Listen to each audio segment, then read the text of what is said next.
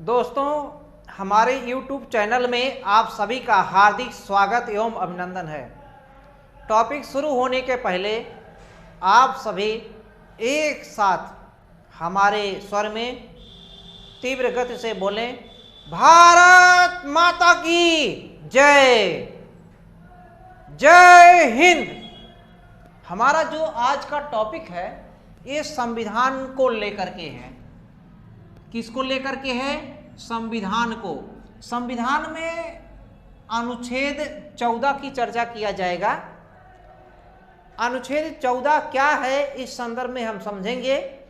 संविधान में देखिए, सबसे पहले हम समझते हैं कि भारत में अगर बात किया जाए, भारत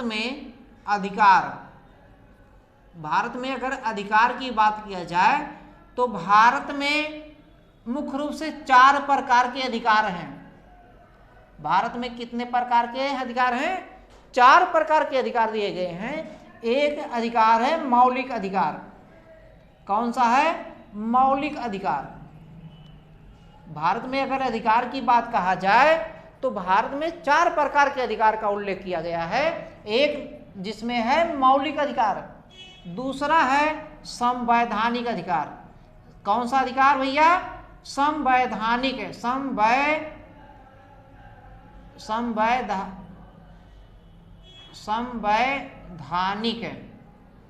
अधिकार।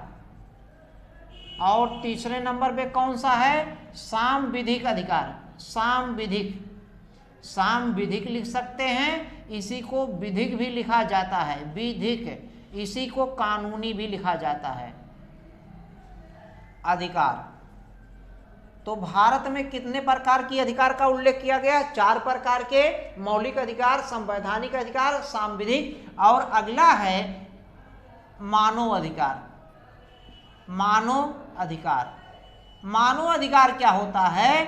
जो मानव होने के नाते किसी व्यक्ति को अधिकार मिला है।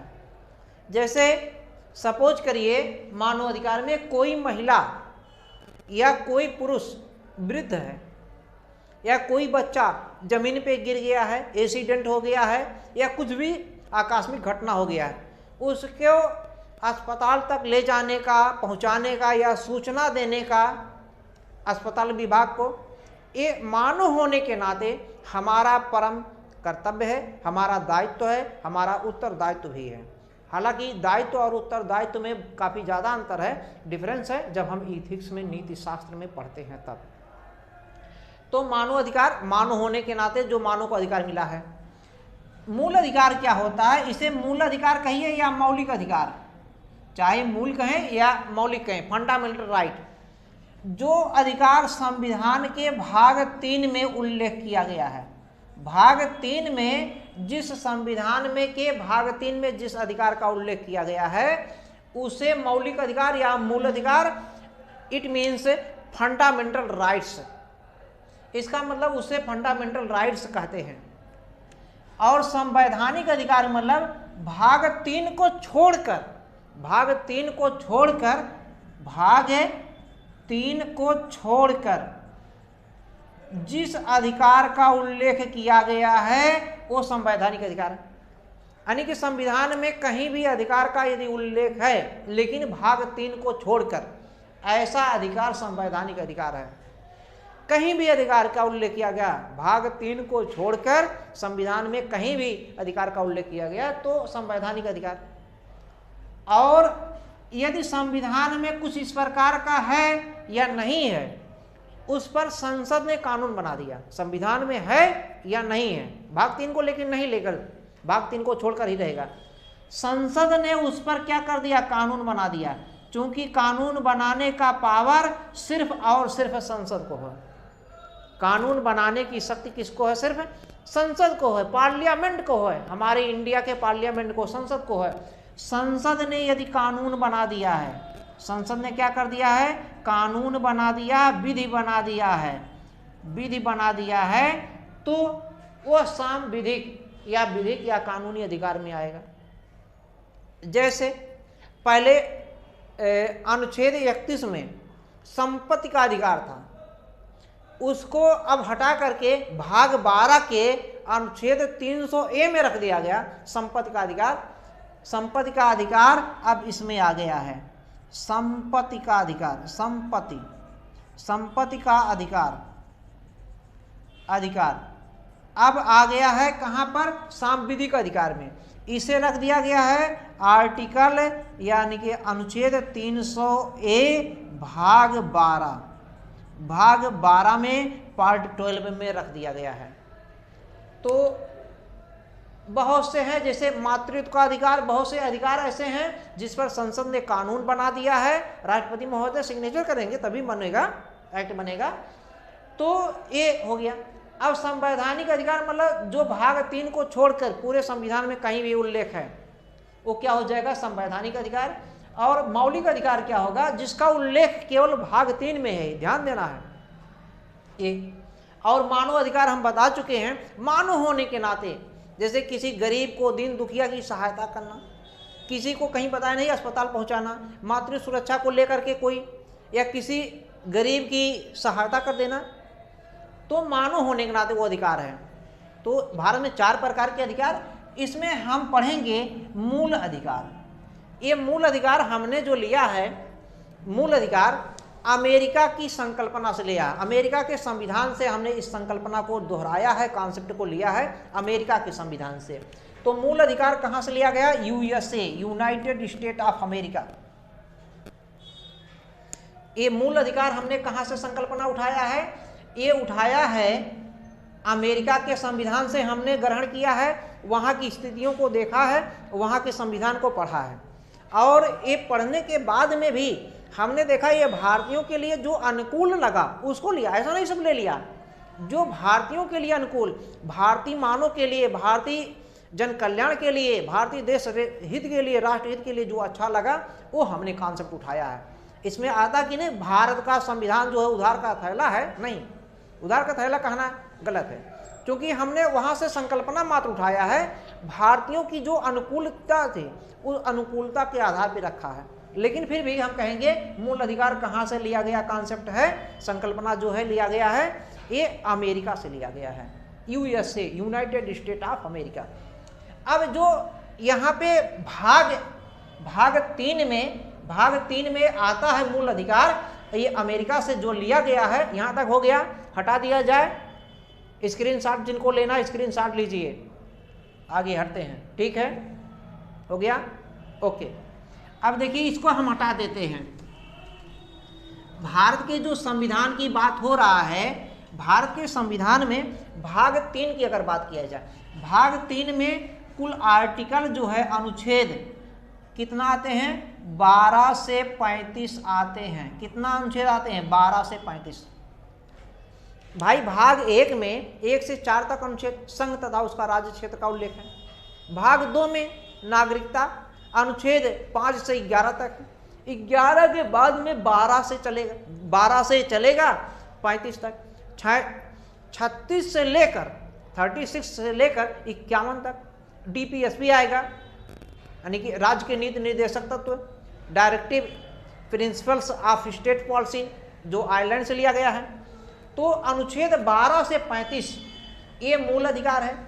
इस अनुच्छेद 12 की अगर बात किया जाए, 12 में परिभाषा लिखा गया है। क्या लिखा गया है, डिफिनीशन, परिभाषा। डिफिनीशन किसका है, ये जो राज्य है, राज्य का डिफिनीशन दिया गया है। मूल अधिकार क्या होता है, मूल अधिकार का डिफिनीशन दिया गया है। राज्य और मूल अधिकारों के डिफिनीशन को समझाया गया है, बताया गया है 12 में। 13 देखिए अभी हम नहीं पढ़ेंगे, 13 अभी हम नहीं पढ़ेंगे। अनुच्छेद 13 को हम जोड़ करके पढ़ेंगे अनुच्छेद 35 से, क्योंकि ये दोनों एक हिसाब से टकराते हैं। अनुच्छेद 13 ये कहता है कि मूल अधिकार पर संसद कोई ऐसा कानून नहीं बनाएगी कि मूल अधिकार समाप्त हो, नष्ट हो, कम हो, सीमित हो। 13 पे कहता है कि संसद कोई ऐसा कानून नहीं बना सकती या नहीं बनाएगी जिससे मूल अधिकार समाप्त हो या उसका हनन हो। और वहीं 35 ये भी कहता है मूल अधिकारों पर कानून बनाने का, विधि बनाने का अगर पावर किसी को है तो संसद को है। संसद मूल अधिकारों पर कानून बना सकती है। तो दोनों में अपने में टकराते हैं। इस पे हम विस्तार पे अलग टॉपिक पे चर्चा करेंगे, उसमें केवल अनुच्छेद 13 और 35 ही रहेगा। यहाँ पर है 13 के बाद में अनुच्छेद 14 आता है, अनुच्छेद 14 आर्टिकल 14। तो हमारा अनुच्छेद 14 है। ये अनुच्छेद 14 कहाँ से आ गया है? भाग 3 में है, मूल अधिकार है। यहाँ तक क्लियर हो गया। अब हमने बता दिया अधिकार में जो है मूल अधिकार में भाग 3 को उठाया गया है, और भाग 3 के पहले भाग 1 को बता दिए हैं। अनुच्छेद 1 से लेकर 2, 3, 4 संघ और उसके राज्य क्षेत्र थे, और 5 से लेकर 11 तक नागरिकता सिटीजनशिप थे, जो एकल नागरिकता इंग्लैंड से कॉन्सेप्ट उठाया गया था।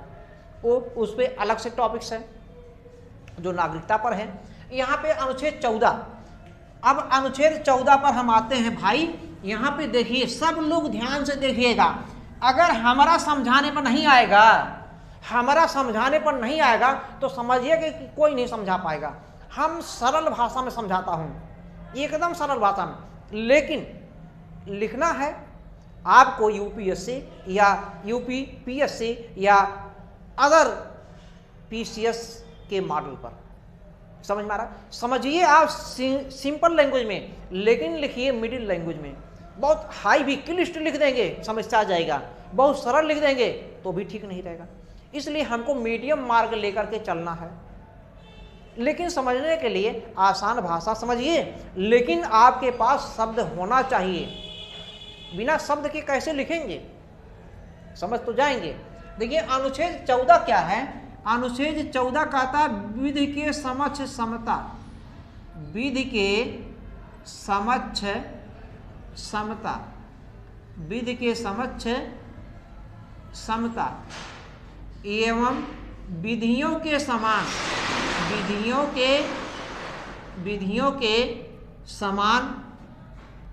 के समान संरक्षण, विधियों के समान संरक्षण का अधिकार, संरक्षण का अधिकार। ये अनुच्छेद 14 में कहा गया है। विधि के समक्ष समता एवं विधियों के समान संरक्षण का अधिकार होगा। इसका मतलब समझिए, यहाँ पे 2 शब्द लिए गए हैं। एक तो है विधि के समक्ष समता, यहाँ पे फिर से हमको दिखना पड़ेगा। देखिए 14 में क्या है? एक तो है विधि के समक्ष समता, विधि के समक्ष समता एवं विधियों के समान संरक्षण, विधियों के समान संरक्षण, विधियों के समान संरक्षण, ये 2 हैं होगा। ये मतलब है विधि के समक्ष समता एवं विधियों के समान संरक्षण, ये दिया गया है। अब इसमें दोनों 2 चीजें हैं, 2 चीजें दिखना है। अब 2 क्या है? देखिए, एक तो विधि के समक्ष जो समता है, विधि के समक्ष समता, समता मतलब होता है इक्वलिटी, इक्वलिटी, इक्वलिटी, इक्वलिटी माने समानता, समता माने क्या? समानता। बराबरी, समानता माने क्या? बराबरी, बराबरी, बराबरी यानी कि बराबरी पर सभी को ला देना एक स्तर पर। बराबरी मतलब क्या? एक स्तर पर, एक स्तर पर ला देना, लाना। समझ में आ रहा है? तो विधि के समक्ष, विधि माने क्या होता है? कानून। विधि माने क्या होता है? कानून। कानून के सामने, समक्ष मतलब क्या? सामने। इसका मतलब क्या है? कानून के सामने अर्थात संविधान के सामने भारत में सभी व्यक्ति, सभी व्यक्ति, इसका मतलब ये एक आदमी के लिए नहीं है, सभी व्यक्ति के लिए है। सभी व्यक्ति, सभी व्यक्ति, सभी व्यक्ति जो हैं, सभी व्यक्ति कानून के सामने समान होंगे, बराबरी पर स्तर पर होंगे, एक स्तर पर होंगे। इसका मतलब जो है कानून के सामने समक्ष जो है सभी व्यक्ति क्या होंगे? एक समान। अब यहाँ सभी व्यक्ति का मतलब क्या हो सकता है? सभी के व्यक्ति का मतलब हो सकता है वो संवैधानिक व्यक्ति भी हो सकता है, संवैधानिक व्यक्ति, संवैधानिक व्यक्ति हो सकता है व्यक्ति, या साधारण व्यक्ति हो सकता है, सामान्य व्यक्ति भी हो सकता है, या कोई संस्था हो सकता है, संस्था, कोई निकाय हो सकता है, बॉडी हो सकता है। जैसे आप देखिए कोई साधारण संवैधानिक व्यक्ति है, कोई भी हो सकता है संवैधानिक व्यक्ति में, किसी भी पद पर हो। सपोज करिए प्रधानमंत्री है, सुप्रीम कोर्ट के, हाई कोर्ट के जज महोदय हैं, या कैग हैं, महान्यायवादी हैं, डीएम है, एसडीएम है, जज हैं, स्वयं जज भी हो सकते हैं, कुछ भी हो सकते हैं। सामान्य व्यक्ति मतलब हम आप लोग कोई भी हो सकते हैं, टीचर भी हो सकता है, कोई भी। संस्था या निकाय मतलब बॉडी कोई भी है, जैसे भेल है, सेल है ना, या नालको है, हिंडाल्को है, सुने हो कि हिंडाल्को रेणुकूट में है, सोनभद्र जिला उत्तर प्रदेश। बाल्को है, कोरबा में है, बाल्को एल्युमिनियम की फैक्ट्री सब है। या क्या नाम है, LIC है, या UPPCL है, विद्युत विभाग है। तो यानी कि जो इस प्रकार की चीज़ें हैं संस्थान, ये सब व्यक्ति में आ जाएंगे। सभी व्यक्ति मतलब ये सब आ जाएंगे, एक दो नहीं बहुत से लोग आते हैं। और इनके साथ साथ सभी व्यक्ति मतलब दो चीज़ें यहाँ से और निकल के आती हैं। सभी व्यक्ति में देखिए नागरिक भी हो सकता है। कौन हो सकता है? नागरिक भी हो सकता है, विदेशी भी हो सकता है। कौन हो सकता है? नागरिक भी, विदेशी भी। इसका मतलब ये समझिए, अनुच्छेद 14 जो है ये नागरिक को भी मिलेगा अधिकार, यानी कि कानून के सामने जो मान्यता नागरिक को, नागरिक मतलब इंडियन सिटीजनशिप, जो इंडिया के नागरिक लोग हैं उनको, और जो विदेशी हैं विदेशियों को भी, यानी कि दोनों को ये अधिकार मिलेगा, विधि के समक्ष दोनों का अधिकार। अब इसका मतलब निकलिए क्या? इसका मतलब यही निकल के आता है कानून के सामने सभी समान। इसका मतलब जो विशेषाधिकार मिल रहा था, अब सपोज करिए कोई डीएम है, IAS अधिकारी, और कोई सामान्य, इनके और इनके कोई व्यक्ति है सामान्य, इनके दोनों के बीच में कोई केस है, कोई भी मुद्दा है, तो वहां कानून के सामने जो इनको अधिकार मिलेगा, जो पावर मिलेगा, वही इनको। कानून के नज़र में दोनों समान हैं। इसका मतलब जो इनको अभी तक विशेषाधिकार मिला था, ये सपोज करिए PM है, DM के स्थान पर हमने PM बना दिया। अब जो इनको विशेषाधिकार मिलता था वही विशेषाधिकार इनको। इसका मतलब ना तो इनको विशेषाधिकार और ना तो इनको। इसका मतलब क्या है? ये विशेषाधिकार को मना करता है। विशेषाधिकार को क्या करता? समाप्त करता है, मना करता। विशेषाधिकार नहीं रहेगा, विशेषाधिकार नहीं रहेगा, मना करता, हटा देता है। इसका मतलब ये समझिए, इसमें जो है विशेषाधिकार की मनाही किया गया है। इसका मतलब नहीं करना है, इनके पक्ष में नहीं जाना है। इसका मतलब ये समझिए, जो ये विधि के समक्ष समता है, ये निषेधात्मक अवधारणा लिया है। निषेधात्मक, इसकी अवधारणा कैसी है? निषेधात्मक अवधारणा लिया हुआ है, इसका निषेधात्मक अवधारणा है। अब इसका मतलब विधि के समक्ष समता का अधिकार मतलब हो गया ये निषेधात्मक अवधारणा है, और इसका मतलब यही हुआ कि ये विशेषाधिकार को मना करता है। इसका मतलब क्या हुआ? अर्थ है विशेषाधिकार की मनाही करता है। विशेषाधिकार की मनाही करता है, की मनाही। विशेषाधिकार इसका मतलब नहीं रहेगा। विशेषाधिकार न रहने का मतलब क्या है? कि कानून के सामने सभी लोग समान रहेंगे, इक्वल रहेंगे, बराबर रहेंगे। अब ये हमने संकल्पना कहाँ के संविधान से उठाया? संविधान को हमने पढ़ा था, ऐसा पढ़ा था इंग्लैंड में। इंग्लैंड के संविधान में ऐसा है। हमने मतलब हमारे संविधान निर्माताओं ने, हमने मतलब हम थोड़े वहाँ पे गए थे, तब हमारा हो सकता है जन्म नहीं हुआ होगा। कहाँ जन्म हुआ रहा होगा? देश स्वतंत्र तो हमारा 1947 में हुआ है। संविधान बनकर संविधान सभा ने पारित किया। 26 नवंबर 1949 को संविधान सभा ने पारित कर दिया, और 26 जनवरी 1950 को संविधान सभा ने संविधान को लागू कर दिया जब पारित हो गया, और 24 जनवरी 1950 को संविधान सभा की अंतिम बैठक हो गई। तो इतना तो हम पुराने होंगे नहीं।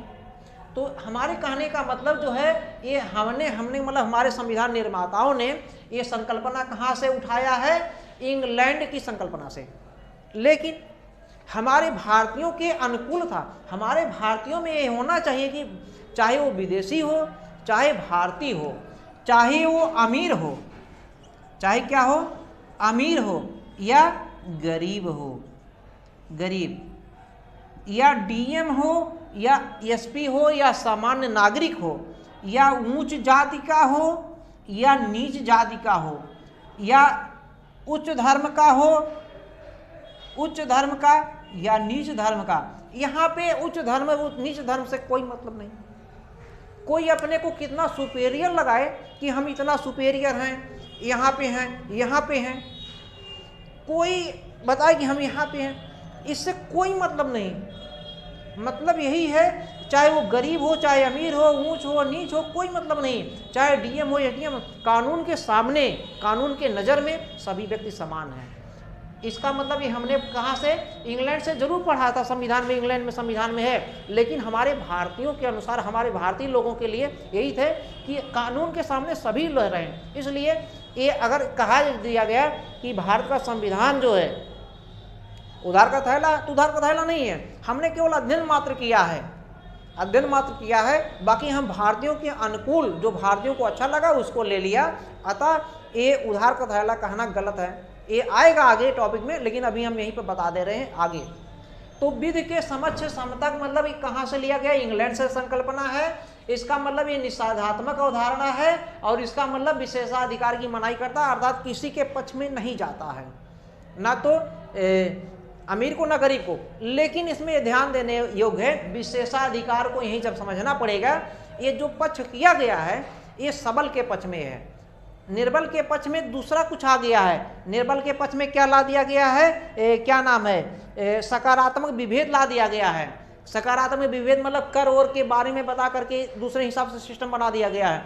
तो यहाँ तक क्लियर हो गया है। तो एक तो था ये कि विशेषाधिकार का मनाही रहेगा। अब दूसरा यहीं पे समझना है, दूसरा जो टॉपिक है यहाँ पे ये है, ये यहाँ पे निषेधात्मक हो गया, यानी कि विशेषाधिकार की मनाही। ये दूसरा जो है कॉन्सेप्ट है कि विधियों के समान संरक्षण। अब देखिए अनुच्छेद 14 में दो शब्द हैं। एक था कि विधि के समक्ष समता, इंग्लैंड से लिया गया, और इसका जो है निषेधात्मक अवधारणा था और विशेषाधिकार की मनाही कर रहा था, और इसमें कह रहा था कानून के सामने सभी समान। लेकिन यहाँ पर विधियों के समान संरक्षण, इसका मतलब ये देखिए कॉन्सेप्ट लिया गया कहाँ से, यूएसए से, यूनाइटेड स्टेट ऑफ अमेरिका से ये कॉन्सेप्ट उठाया गया है, विधियों के समान संरक्षण। अब इसका मतलब क्या है, विधियों के समान मतलब क्या है, इसका मतलब समान, यदि एक समान परिस्थिति है, परिस्थिति एक समान परिस्थिति है, एक समान यदि परिस्थिति है तो कानून समान रहेगा, कानून समान होगा। लेकिन यदि परिस्थिति समान नहीं है तो कानून कैसे समान होगा, यानी कि संरक्षण तो मिलेगा, लेकिन कह रहे विधियों के समान संरक्षण। इसका मतलब परिस्थिति के अनुसार वो रहेगा। अब मान लीजिए किसी ने रोटी चोरी किया, ऐसा फिल्मों में दिखाया गया है कई बार, ऐसे पहले होता था जब भुखमरी की समय चलती है, रोटी। अब उसको दंड थोड़ा सा मिलेगा। मान लीजिए किसी ने इस समय की अगर बात करें, आज वर्तमान में किसी ने एक 3 रुपये का पेन चोरी कर लिया, 4-5 रुपये का पेन चोरी कर, तो उसके लिए इतना बड़ा सजा तो नहीं दे दिया जाएगा कि जेल में, तिहाड़ जैसे जेल में या किसी जेल में उसको ठूस देंगे। तो थोड़ा सा दिया जा सकता है, थोड़ा सा नाम मात्र के लिए। लेकिन अब किसी ने जो है आरबीआई ही लूट लिया, एसबीआई को लूट लिया, या देश के खिलाफ जो है आतंक फैला रहा है, नक्सलवाद फैला रहा है, या किसी के मर्डर की प्लानिंग बना रहा है, या कर रहा है, या रेप जैसी घटना कर रहा है, तो उसके लिए अलग अलग रहेगा। हर परिस्थिति में अलग अलग केस बनता है। वही कहा गया है विधियों के समान संरक्षण। जैसा वो कानून क्या रहेगा, जैसा वो अपराध क्या रहेगा, जैसे जिस हिसाब से है परिस्थिति क्या है, उसी परिस्थिति के आधार पे उसको संरक्षण मिलेगा।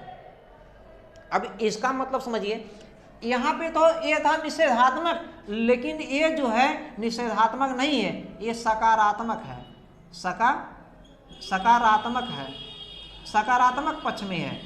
सकारात्मक मतलब क्या है, ये निषेधात्मक नहीं। इसका मतलब इसमें अब सपोज करिए कोई पीएम है और कोई आम जनता है।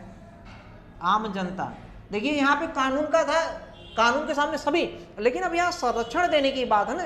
अब पीएम, अब भाई ये देश का नेतृत्व कर रहे हैं, ये डीएम है, जिले का नेतृत्व कर रहे हैं, कार्यपालिका के प्रमुख रूप से जिले में ही हैं, कार्यपालिका के मुखिया हैं ये, तो इनको थोड़ा सा संरक्षण देने की और आवश्यकता है, संरक्षण दिया जाएगा।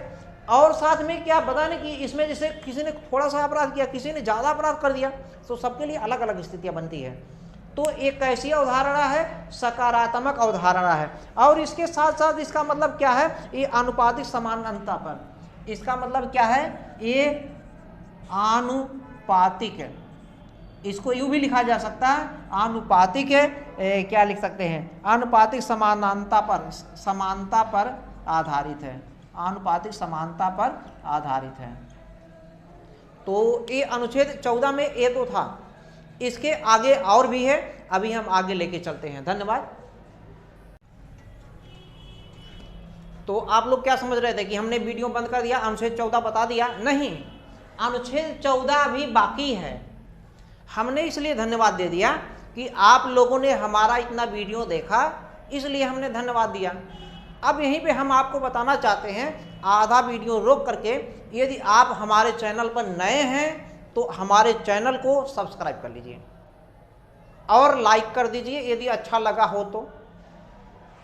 पहले एक काम कीजिए, उसके बाद अब आधा वीडियो देखिए। देखिए, आपको लाइक करने में और सब्सक्राइब करने में 1 रुपये का 1 पैसे का कोई नुकसान नहीं है। अगर नुकसान हो तो आप कमेंट बॉक्स में बताइए कि लाइक करने पे, सब्सक्राइब करने पे हमारा नुकसान है। कोई नुकसान नहीं, मुझे मालूम है, केवल आपको वहीं पे देख रहे हैं, लाइक कर दीजिए और वहीं पे बगल में है सब्सक्राइब कर दीजिए, शेयर कीजिए यदि अच्छा लगे, नहीं अच्छा लगे न शेयर कीजिए। भाई इतना मेहनत कर रहे हैं, इतना वर्क कर रहे हैं, तो आपका भी तो कुछ कर्तव्य बनता है। मूल अधिकार दिया गया है, किसको दिया गया मूल अधिकार? व्यक्ति को दिया गया है। अब व्यक्ति में कौन सा व्यक्ति है, नागरिक या विदेशी? अभी हमने बताया, जो मूल अधिकार दिया गया है नागरिक को दिया गया है, विदेशी को नहीं। विदेशी को कुछ अधिकार दिए गए हैं, जैसे अनुच्छेद 14 दिया गया है। अनुच्छेद 14 के अलावा 20 में देखेंगे, 20 से 21 में देखेंगे, कुछ ही अधिकार हैं जो नागरिक के साथ साथ विदेशी को भी मिला है, लेकिन नागरिक को सभी के सभी अधिकार दे दिए गए हैं मूल अधिकारों में। क्योंकि व्यक्ति में जो नागरिक हमारे लोग हैं, उनको एक कर्तव्य भी दिया गया है, मूल कर्तव्य, और नागरिक ही मूल कर्तव्य को निभाते हैं। विदेशी अपने कर्तव्य को नहीं निभाएंगे। हमारा जो मूल कर्तव्य हमने दिया कि ये कर्तव्य है, विदेशी कर्तव्य को नहीं निभाएंगे, वो भाग जाएंगे अपने देश। जो हमारे लोग हैं, यहीं के लोग हैं, अर्थात नागरिक लोग हैं, वही अधिकार पाए हैं तो अपने कर्तव्य को भी निभाएंगे। इसीलिए मूल कर्तव्य को जोड़ना पड़ा।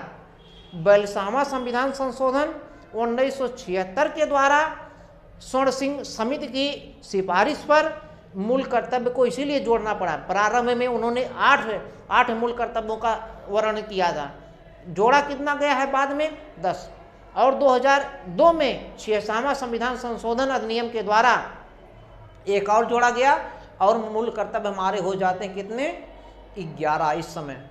और 11वां अंतिम में जो है क्या है, वही है कि 6 से 14 वर्ष तक के बच्चों के लिए अनिवार्य एवं निःशुल्क शिक्षा उसके माता या पिता या दोनों या उसके प्रतिपाल उपलब्ध कराएं। तो कर्तव्य दिया गया, ऐसे आपका भी कर्तव्य है, केवल लाइक कर दीजिए और क्या कर दीजिए, सब्सक्राइब। इसमें आपका कोई नुकसान नहीं है। वीडियो जो बनाएंगे जाएगा, देखना चाहे देखें, न देखना चाहे हटा दीजिए।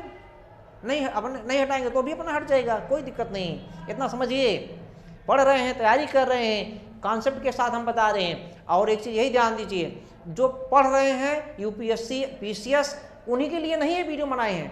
कोई भी एसएससी का, वनडे का, कोई भी लड़का तैयारी कर रहा, जो भी नहीं तैयारी कर रहा, वो भी समझे संविधान होता क्या है। जो नहीं तैयारी कर रहा वो भी समझे संविधान होता क्या है। अनुच्छेद 14 में बता दिया, विधि के समक्ष समता इंग्लैंड से, और विधियों के समान कहाँ से लिया गया है, संरक्षण अमेरिका से। अब इस पे जो विधि का समक्ष समता है, विधि के समक्ष समता, विधि के समक्ष जो समता है, इस पर जो है इंग्लैंड के, कहाँ के, इंग्लैंड के, इंग्लैंड मतलब ग्रेट ब्रिटेन या इसी को यूके भी कहते हैं, तो लंदन इसकी राजधानी है। इंग्लैंड के प्रसिद्ध कानूनवेत्ता कौन है? क्या नाम इनका, dicey, A.V. Dicey. A.V. Dicey का कथन इस पे प्रसिद्ध है, बहुत ही प्रसिद्ध है A.V. डाइसी का। और देखिए हमारा अगर नहीं समझाने में नहीं समझ में आएगा तब किसके समझाने में समझ में आएगा? इतना सरल भाषा में समझा रहा हूँ। A.V. डाइसी ने कहा है कि जो विधि के समक्ष समता है, इसका मतलब कानून के सामने, इसका मतलब कानून के सामने सभी समान है। इनका कहना अगर कानून के सामने सभी समान है, इसका मतलब कानून का शासन आपके यहाँ है, कानून का शासन। इन्होंने अनुच्छेद 14 को कानून का शासन बताया, का कानून का शासन है। तो विधि के समक्ष समता मतलब कानून के सामने सभी समान, इसका मतलब कानून का शासन है। कानून का शासन का मतलब जो है, अब देखिए दो चीजें यहाँ पे निकल कर आता है। इन्होंने बताया कि दो चीजें हैं, एक है शासन ही, किंग इज लॉ, और दूसरा बताया law is king, law is king.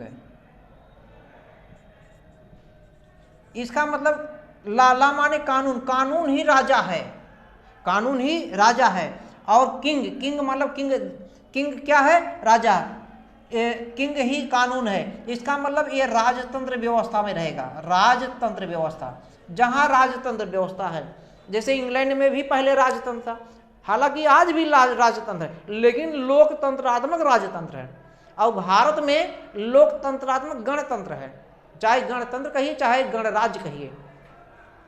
तो भारत में ये वाला सिस्टम लागू है, ये भारत में है।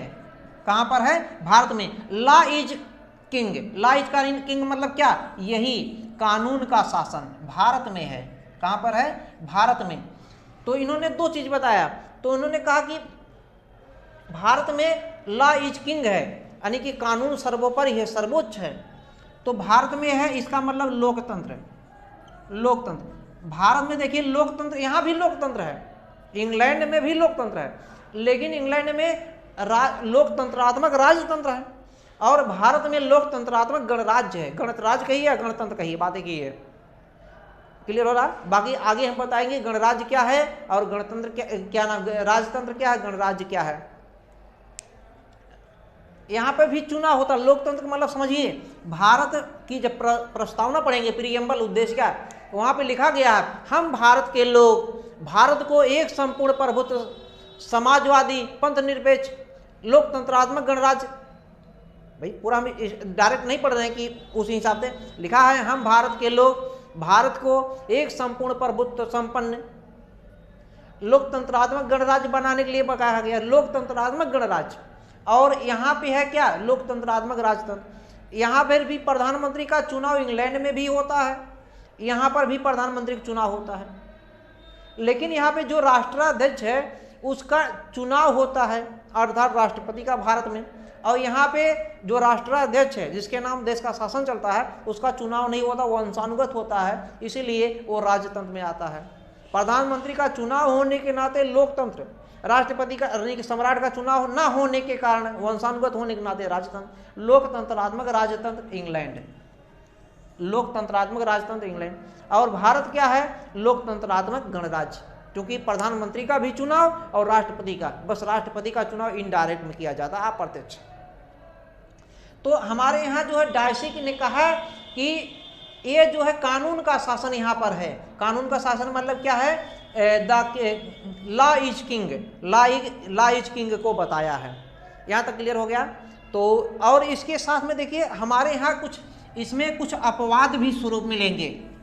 अब यहाँ पे कहा गया ना कि कानून के सामने सभी समान हैं, इसका, लेकिन यहाँ भी अपवाद मिलेगा, अपवाद हर जगह अपवाद मिलेगा। देखिए जो राष्ट्रपति महोदय हैं, राष्ट्रपति या राज्यपाल, राज्यपाल, राज्यपाल, गवर्नर हैं और प्रेसिडेंट हैं। President of India, governor of states, राज्यों के राज्यपाल। ये भी राज्य, ये पूरे राज्य मतलब भारत राज्य का ये प्रमुख है और एक स्टेट का प्रमुख। ये दोनों संवैधानिक ही पद हैं।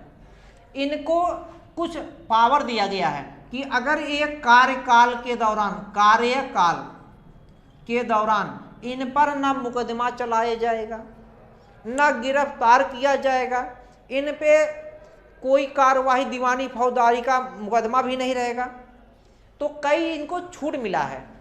तो यहाँ पे ये अपवाद स्वरूप आ जाता कि विधि के सामने समता तो लिखा गया है, लेकिन जब और डीपली पढ़ेंगे और अंदर जाएंगे तब उसमें मिलेगा अपवाद स्वरूप कि राष्ट्रपति और राज्यपाल को कार्यकाल के दौरान कई प्रकार के छूटें दी जाती हैं।